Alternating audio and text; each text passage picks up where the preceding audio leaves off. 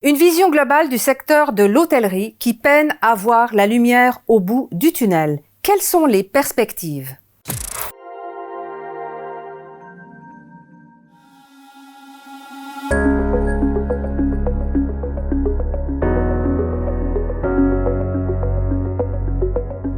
Thierry Lavallet, bonjour, bienvenue avec Bonjour. nous. Vous êtes un spécialiste de l'hôtellerie. Qu'est-ce que vous pouvez nous donner comme information concernant l'état des lieux de ce secteur d'activité ? Écoutez, c'est un état des lieux comme on n'a jamais connu. C'est une crise absolument unique, sans précédent.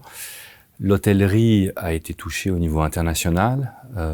Au plus fort de la crise, on estime qu'environ 3/4 des hôtels étaient fermés en Europe. Donc c'est quelque chose qu'on n'a jamais connu et c'est surtout quelque chose qui est loin d'être fini puisque on a été probablement les premiers à rentrer dans la crise fin février, début mars et qu'aujourd'hui on vient de rentrer dans le tunnel, que le bout du tunnel est parfaitement noir, qu'il n'y a absolument aucun horizon, que l'espoir est au plus bas. Et vous savez, quand un hôtelier et quand une industrie n'a aucun moyen de lire le futur, c'est très difficile. Donc aucune visibilité, aucune lisibilité, et donc un métier qui aujourd'hui est au statu quo, est au point mort. Et c'est ce qu'il y a de plus dramatique quand on est chef d'entreprise et quand on dirige des hôtels, c'est de n'avoir aucune perspective. Et aujourd'hui, la crise fait, par son ampleur, qu'on n'a aucune perspective parce que justement, on ne sait pas combien de temps elle va durer. Donc on parle évidemment post-pandémie, si on peut dire ça comme ça, ne sachant pas ce qui va se passer dans le futur. Vous parliez de tunnel, donc il n'y a pas vraiment de visibilité, de lumière possible. Quels sont les défis et les risques auxquels ce secteur fait face aujourd'hui ? Écoutez, il y a un risque très clair, qui est un risque majeur, qui s'adresse d'ailleurs à toutes les entreprises, et en particulier à l'hôtellerie, c'est le risque de la trésorerie. Quand aujourd'hui, vous n'avez plus de clients, finalement, qu'est-ce qui fait qu'un hôtel peut encore continuer à travailler ? C'est sa trésorerie. Moins vous avez de trésorerie, plus vous avez de risque de basculer, soit vers une fermeture, soit vers une faillite. Donc c'est exactement le risque que nous avons aujourd'hui. Les frontières sont encore fermées, les avions fonctionnent à peine, beaucoup de pays ne font pas d'échanges entre eux. Donc le risque majeur, c'est effectivement de voir la fermeture d'hôtels, parce que justement, nous n'avons plus de trésorerie pour tenir. Est-ce que d'après votre expertise, est-ce que vous pensez que tous les États, si on peut les différencier en continents ou en tout cas rester peut-être dans une région d'Europe, sont dans le même bateau, dans la même situation ? Oui, enfin, c'est ce que nous a appris cette crise et qui était justement tout à fait unique et sans précédent. C'est que une crise de cette ampleur qui touche l'ensemble des pays, l'ensemble des continents, ça s'était jamais vu. Donc, je ne pense pas qu'aujourd'hui, il y a un pays ou il y a une région du monde qui s'en sorte mieux qu'une autre. Simplement, évidemment, il y a des pays qui se nourrissent différemment de secteurs d'activité dans l'industrie, dans notre industrie, et suivant que vous êtes en ville, en montagne, en Suisse, en Afrique du Sud, en Amérique du Sud ou aux États-Unis, vous vivez évidemment votre hôtellerie de manière différente. Mais tous, nous sommes touchés.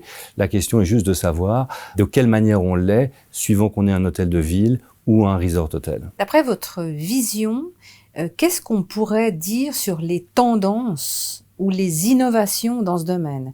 Est-ce qu'il y a quelque chose qu'on peut mettre en place ? Est-ce que vous voyez différentes options ? Alors écoutez, votre question est pertinente, mais en même temps, votre question ne colle pas à la réalité. Parce que, au fond, aujourd'hui, la crise est tellement majeure et elle touche tous les hôtels qu'aujourd'hui, l'innovation n'est pas la priorité. Quand j'appelle innovation, c'est faire des choses que les autres n'ont jamais fait. Aujourd'hui, qu'est-ce qu'il faut ? Aujourd'hui, c'est de faire en sorte que vous puissiez tenir la maison hôtel le mieux possible. Comment vous le faites ? Vous le faites justement en vous assurant que ce que vous faites au quotidien est bien, vous le faites le mieux possible. Que ce qui s'est passé avant la crise et la situation d'après-crise ou pendant la crise est la même. Si on prend un exemple tout simple de l'hôtellerie 5 étoiles, ça n'est pas maintenant qu'il faut changer ses pratiques, ça n'est pas maintenant qu'il faut réduire le service ou réduire les prestations, parce que justement, le challenge, c'est de faire en sorte que les prestations d'aujourd'hui soient exactement les mêmes qu'avant.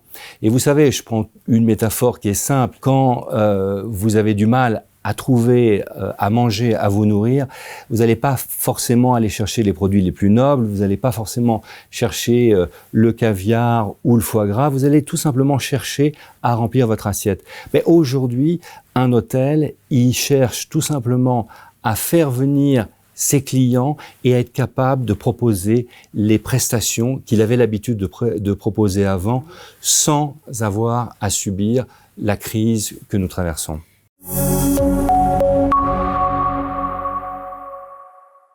Est-ce que vous arrivez à imaginer, selon ce que vous êtes en train de nous dire, de partager avec nous, le futur? Vous arrivez à imaginer un futur proche ou moyen par rapport au développement, à l'issue de cette... Je pense qu'effectivement, la question mérite d'être posée.